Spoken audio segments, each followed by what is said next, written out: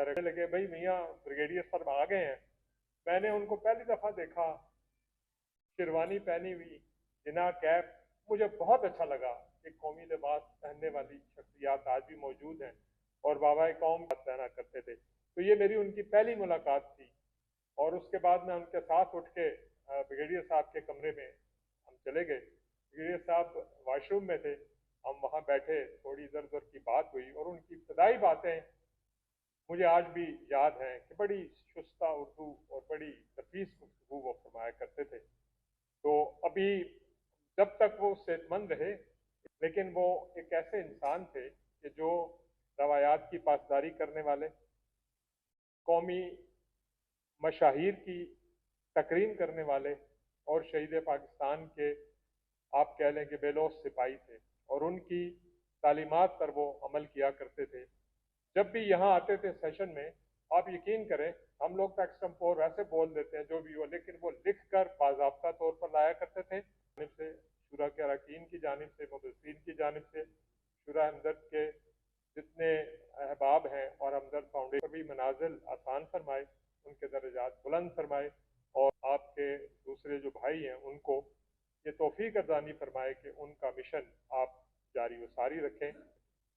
बातें बहुत सी उनके बारे में हो सकती हैं, लेकिन चूंकि वक्त कम है, एक सेशन हम कर चुके हैं। अहबाब हम से गुजारिश करता हूँ कि अपने ख्यालात का इजहार करें। खुद उनसे बहुत कुछ सीखने का मौका मिला। आप जिस मौजू पर भी बात करते उस पर उन्हें पूरा अबूर हासिल था। आप एक बेहतरीन उस्ताद भी थे और बहुत अच्छी उर्दू जानते थे और लहजा उनका बड़ा मुकम्मल, एक बड़ा परफेक्ट था। बल्कि हम जब उनसे बात करते बता दिया करते थे कि ग्रामेटिकली यहाँ आप गलती कर रहे हैं, यहाँ कुछ कर लें। जिस मौजू पर भी बात करते उस पर उन्हें पूरा अबूर होता, पूरा मुताला होता, दलील के साथ बात करते और कोई बात जब हम करते, कोई उसमें कमी कोताही होती तो उस पर भी हमें इस्लाह करते, साथ साथ बताते रहते थे। और जब भी आते यहाँ शुरा में भी मुकम्मल तैयारी करके आते और हकीम मोहम्मद सईद के बड़े वफादार दोस्त थे वो। यकीनन हमारा शुरा का भी और ये एक नुकसान हुआ कि ये उनका खला जो है वो इतना आसानी से वो नहीं हो सकेगा। अल्लाह ताला उनकी मग़फ़िरत फरमाए और जो पसमानदेगान हैं उनको भी सब्र जमील अता फरमाए। बहुत शुक्रिया। पंजाब सेक्रेटेरिएट में नारकली के मज़ार के में दफ्तर बना हुआ था, उसमें काम करते थे और शोबा इत्तलात का में वो मुलाजिम थे और बड़े मतलब उस वक्त मुझे याद है कि जो लुग़त दफ्तरी उर्दू है उसमें उनकी बड़ी कंट्रीब्यूशन थी।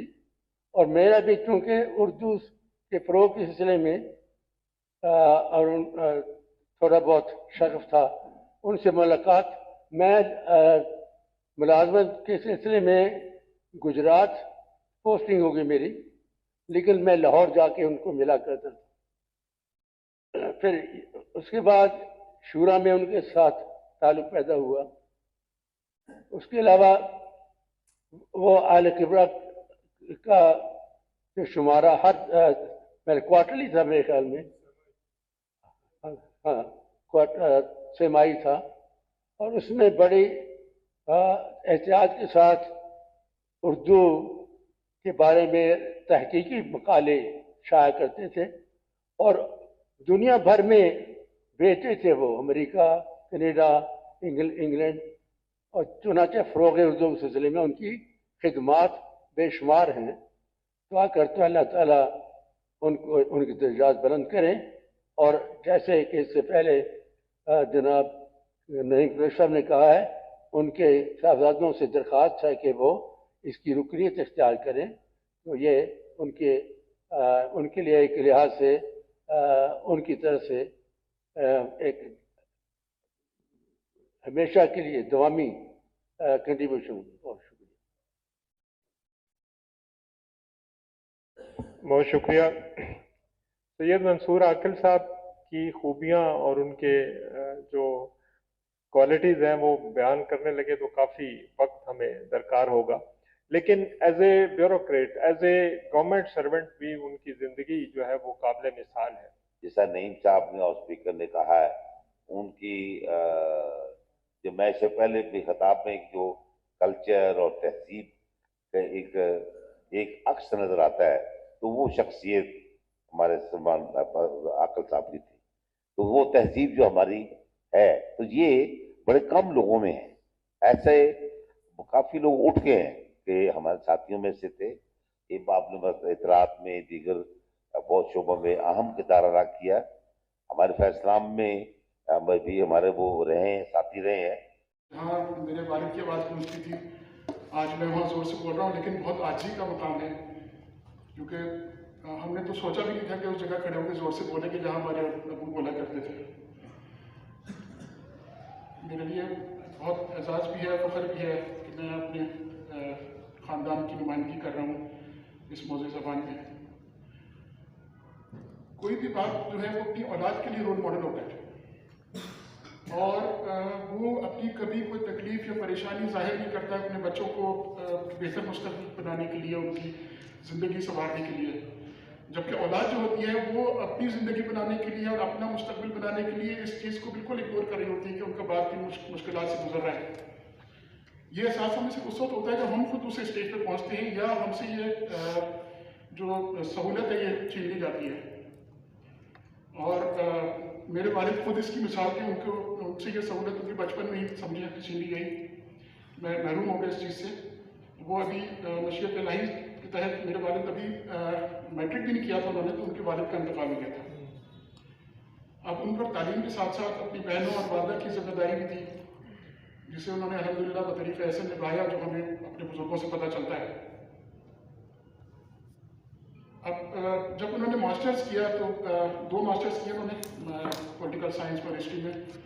پنجاب یونیورسٹی سے جب ٹاپ کیا تو انہیں کینسس یونیورسٹی امریکہ سے فیلوشپ کی آفر ہوئی، اور وہ انہوں نے اسی خاندانی ذمہ داری کی وجہ سے اس سے معذرت کر لی. اور اس طرح کی بہت ساری قربانیاں دی انہوں نے، جس کے نتیجے میں انہیں جو دعائیں انہیں ملی، جو اس کو اکثر ذکر کرتے تھے کہ میرے ساتھ بزرگوں کی بہت دعائیں ہیں، تو وہ اس کی بنا پر میرا خیال ہے جو انہوں نے دعاؤں کی وجہ سے اور تمام مشکلات کے باوجود وہ فضل تعالیٰ بہت بھرپور. اور میں نہایت شکر گزار ہوں بزم عروج ادب پاکستان اور ہمدرد فاؤنڈیشن پاکستان کی، ان تمام عہدیداران کی جنہوں نے سید منصور عاقل صاحب کی یاد میں تعزیتی ریفرنس کا اہتمام کیا اور مجھے اظہار خیال کا موقع فراہم کیا.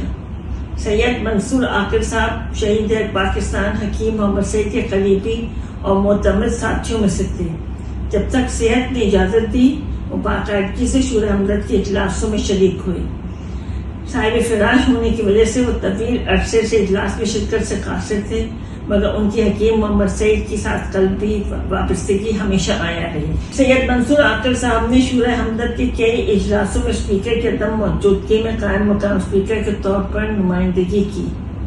وہ محب وطن پاکستانی، بہترین مصنف، اچھے مقرر اور علمی شخصیت تھے. شورا کے اجلاسوں میں ہمیشہ اپنی تحریر ساتھ لاتے اور جہاں ضرورت محسوس ہوتی حوالہ جات کی کاپیاں شرکاء کے ساتھ شیئر کرتے ہیں. ان کا شمار وفاقی متصب کے ادارے کے بانیوں میں ہوتا ہے اور انہوں نے جہاں بھی خدمات انجام دی صدق دل اور محنت سے اپنا کردار نبھایا. جناب سید منصور عاقل صاحب کی وفات پر ان کے اہل خانہ سے دلی تعزیت کا اظہار کرتی ہوں اور امید کرتی ہوں کہ ان کے فرزند سید سلمان منصور ان کی فکری ورثے کو آگے بڑھاتے رہیں گے. اللہ تعالیٰ غفور رحیم مرحوم کو اپنے جمال رحمت میں جگہ عطا فرمائے. آمین.